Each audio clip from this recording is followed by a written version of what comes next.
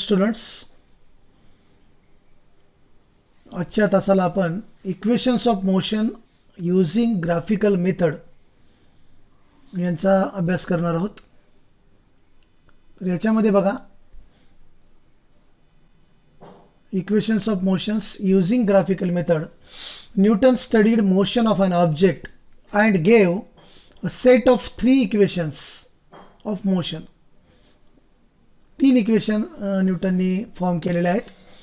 These relate the displacement, velocity, acceleration and time of an object moving along a straight line.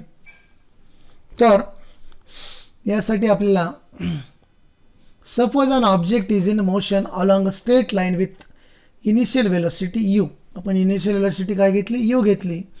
It attains a final velocity v. After some time it attains final velocity, that is आपण v घेतली. Time t due to acceleration a and its displacement is s.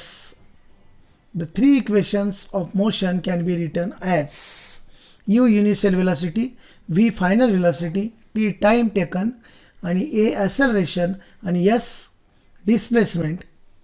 आणि याच्यावरून त्यांनी 3 equations इथं तयार केलेले दाखवलेले आहेत. ते सुरुवातीला आपण बघू. पहिलं इक्वेशन आहे v is equal to u plus at. This is the relation between velocity and time. v is equal to u plus at. Next equation आहे न्यूटनचं s is equal to ut plus half at square. This is the relation between displacement and time. याच्यामध्ये displacement आणि टाइमचं relation दाखवलेलं आहे. आणि तिसरं equation आहे v square is equal to u square plus 2as. This is the relation between displacement and velocity. आणि याच्यामध्ये displacement आणि velocity मध्ये रिलेशन आपल्याला दर्शवलेले आहे.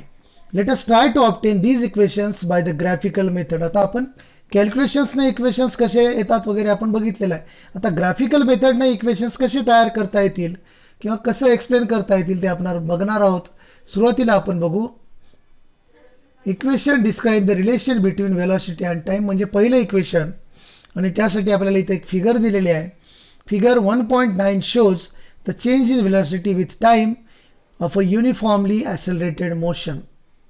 वेलॉसिटी चेंज होते परंतु ॲसेलरेशन हे युनिफॉर्म आहे. The object starts from point D in the graph. Object जो आहे तो डी पासून स्टार्ट होतो विथ वेलॉसिटी यू. त्याची वेलॉसिटी किती दाखवलेली? यू दाखवलेली आहे. Its velocity keeps increasing and after time t it reaches to the point b. आणि तो d पासून स्टार्ट होतो, वेलॉसिटी u आहे आणि टाइम t नंतर तो b या ठिकाणी पोहोचतो असं आपल्याला सांगितलेलं आहे. It reaches the point b on the graph. मग आता या ठिकाणी the initial velocity of the object u is equal to od. आणि इनिशियल वेलॉसिटीसाठी आपण od हे डिस्टन्स घेतलेलं आहे. Final velocity of the object v is equal to oc. o पासून c पर्यंत इथं v दाखवलेला आहे बघा, याला आपण फायनल वेलॉसिटी असं म्हटलेलं आहे. आणि त्यानंतर time t is equal to oe. o पासून e पर्यंतचं अंतर जे आहे, फिगर पाहत आहे ना, o पासून e पर्यंतचं अंतर याला आपण टाइम t असं घेतलेलं आहे. आणि हा जो वेलॉसिटी टाइम ग्राफ आहे, इकडं x ॲक्सिसवर टाइम आहे आणि y ॲक्सिसवर वेलॉसिटी आहे. हे हा जो ॲक्सिस आहे तो एक्स ॲक्सिस आहे आणि हा वाय ॲक्सिस आहे. इथं लिहिलेलं नाही एक्स आणि वाय, म्हणून मी इथं सांगतोय. परत त्याचं कुठं हे आल्यानंतर तुम्हाला लक्षात येईल. आता मग आपण ॲसेलरेशनचा आपल्याला फॉर्म्युला माहीत आहे. Acceleration is equal to change in velocity upon time. त्याच्यासाठी चेंज इन वेलॉसिटी म्हणजे final velocity minus initial velocity upon time, that is v minus U upon t असं होते. आता इथं v minus U upon t दाखवण्याऐवजी तिथं आपण v साठी काय घेतलेलं आहे? v is equal to oc. oc initial velocity u साठी od घेतला आहे म्हणून oc minus od upon t असं इथं दाखवलेलं आहे. मग आता त्याच्यानंतर आता oc minus od OC minus OD काय होते बघा, ओसी मधून हा जर ओडी काढला तर आपल्याकडे काय राहतो, सी डी शिल्लक राहतो. म्हणजे काय होणार आहे, सी डी अपॉन टी आपल्याला मिळणार आहे. म्हणजे ए बरोबर सी डी अपॉन टी, आणि त्याच्यामधला आपण जर टी इकडं घेऊन गेलोत ए सोबत तर ए टी बरोबर सी डी होते. म्हणजेच इथं आपल्याला दाखवलं आहे therefore C D is equal to A T. त्याला इक्वेशन 1 दिलेलं आहे आणि त्याचं रिझन कंसामध्ये दिलेलं आहे O C minus O D is equal to C D. आता सी डी म्हणजे काय आहे लक्षात ठेवा, ए टी होते हे तर आपल्याला दर्शविलेलं आहे. मग आता त्यानंतर काय केलं आहे, draw a line parallel to Y axis passing through point B. या पॉईंट बी मधून या वाय ॲक्सिसला पॅरलल लाईन काढली आपण आणि ती एक्स ॲक्सिसला कुठे छेदते, this will cross the X axis in point E. X ॲक्सिसला तिथं ती पॉईंट ई मध्ये इंटरसेक्ट होते. त्यानंतर draw a parallel line to X axis passing through D. आणि डी मधून आपण एक्स ॲक्सिसला पॅरलल लाईन जर काढली तर this line intersect B E at point E. This will cross the B E at A असं म्हटलेलं आहे. आणि अशा पद्धतीनं आपल्याला इथं हे डॅश डॅशमध्ये दाखवलं बी ई आणि हे इकडं डी मधून काढलेली इथं ए मध्ये इंटरसेक्ट होतात. फ्रॉम द ग्राफ, आता जर ग्राफचा विचार केला हे पॅरलल काढलेला आहे, बी ई म्हणजेच काय होते बघा, A B plus A E होते बरोबर. आता बी ई बरोबर A B plus A E झाल्यानंतर बी ई म्हणजे कोण आहे, B is equal to O C ग्राफनुसार. आता ओ सी म्हणजेच कोण आहे, व्ही आहे म्हणून व्ही घेतला इथं बरोबर. त्याच्यानंतर ए बी म्हणजे कोण आहे, ए ते बी जर बघितलं तर सी डी आहे म्हणून इथं सी डी घेतला. आणि ए ई म्हणजे कोण आहे, ए ई जर इकडे बघितलं तर हा ओ डी होतो म्हणून व्ही बरोबर सी डी अधिक ओ डी असं इथं घेतलेलं आहे. आता व्ही बरोबर सी डी म्हणजे आपण एक मध्ये प्रूव्ह केलेलं आहे, सी डी बरोबर ए टी म्हणून व्ही बरोबर इथं काय घेतलं, सी डीच्या खाली आपण घेतलं ए टी.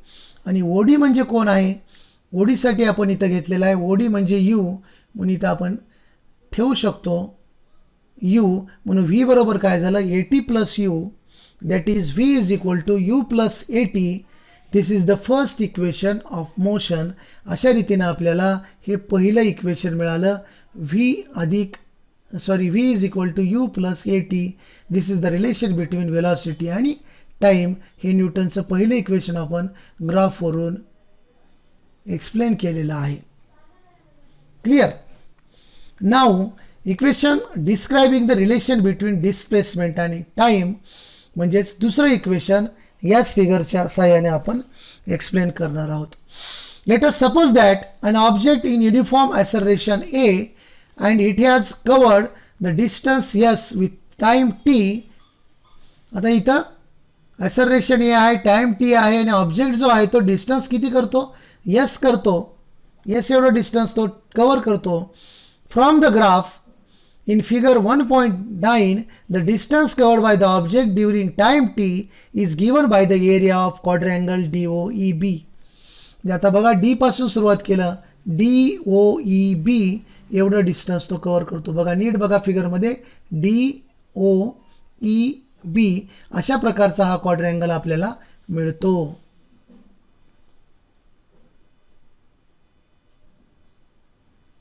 आता हा DOEB क्वाड्रँगल मिळाल्यानंतर यस बरोबर एरिया ऑफ क्वाड्रँगल DOEB होते बरोबर. आता DOEBला आपण काय केलेलं आहे, त्याचे दोन भाग केलेले आहेत.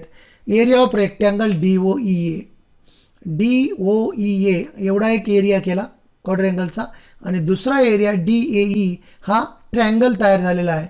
आणि अशा पद्धतीनं एरिया ऑफ क्वाड्रँगल DOEB म्हणजेच यस बरोबर area of rectangle DOEA plus area of triangle DAB. आता DOEA जो आहे तो कोण आहे, रेक्टँगल आहे बरोबर. रेक्टँगलचा एरिया बरोबर एल इंटू बी होते म्हणून इथं काय लिहिलं AE इंटू OE. याचं AE जर आपण ब्रेड समजली आणि OE जर आपण लेंथ समजली तर AE इंटू OE झालं. प्लस वर दाखवलं आहे ट्रँगल DAB. आता ट्रँगल DABचं काय होईल, half into AB into DA. बघा half into AB into DA इकडची बेस आणि ही हाईट, बेस इंटू हाईट. अशा पद्धतीनं आपला फॉर्म्युला तयार झाला. S is equal to in bracket AE into OE plus half into AB into DA. आता पुढं चला, but AE is equal to U. AE म्हणजे कोण आहे बघा, ओडी. ओडी म्हणजेच यू आहे. Clear first. त्याच्यानंतर OE is equal to D A is equal to T. OE म्हणजे टी आहे, ओई बरोबरच डी ए आहे, म्हणजे OE is equal to D A is equal to T. आणि ए बी बरोबर सी डी बरोबर ए टी. आपण सी डी बरोबर ए टी प्रूव्ह केलेला आहे. ए बी बरोबर सी डी आहे, म्हणजे ए बी बरोबर सी डी बरोबर ए टी आपण फ्रॉम इक्वेशन 1 म्हणू शकतो. आता या ठिकाणी जर आपण वरचा जो आपला फॉर्म्युला आहे S is equal to A E into O E plus half into A B into D A, याच्यामध्ये जर एक एक किमती ठेवायचा विचार केला तर ए ई म्हणजे कोण आहे, यू केलं, इंटू ओ ई म्हणजे टी आहे ते ठेवलं, प्लसला प्लस, हाफला हाफ. आता इथं या ठिकाणी ए बी इंटू डी ए, ए बी बरोबर ए टी आणि डी ए म्हणजे टी. म्हणजे काय तयार झाला आपला formula, S is equal to U T plus half A T square. हा आपला इक्वेशन 2 तयार झाला न्यूटनचा. आणि ह्या इक्वेशन 2 इथं दाखवलं आपण सुरुवातीला, S is equal to U T plus half A T square. This is the relation between displacement and time. आता राहिलं आपलं third equation. Equation describe the relation between displacement and time. याच्यामध्ये let us suppose that an object in uniform acceleration a and it has covered the distance s within time t. Equation 3 इथं आहे. Equation describe the relation between displacement and velocity. We have seen that from the graph in figure 1.9 we can determine the distance covered by the object in time from the area of the quadrangle DOEB. DOEB is a trapezium. आणि या ठिकाणी आपण बघितलेला आहे की हा जो आहे DOEB जर बघितला तर तो काय आहे, ट्रॅपोजियम आहे. त्याचं ही बाजू OD आणि AE ह्या पॅरलल आहेत आणि इकडच्या OE आणि DB ह्या पॅरलल नाहीत लाईन. त्यासाठी हा काय होतो, ट्रॅपेजियम होतो. 1 पेअर फक्त पॅरलल आहे म्हणून हा आपला ट्रॅपेजियम तयार झाला.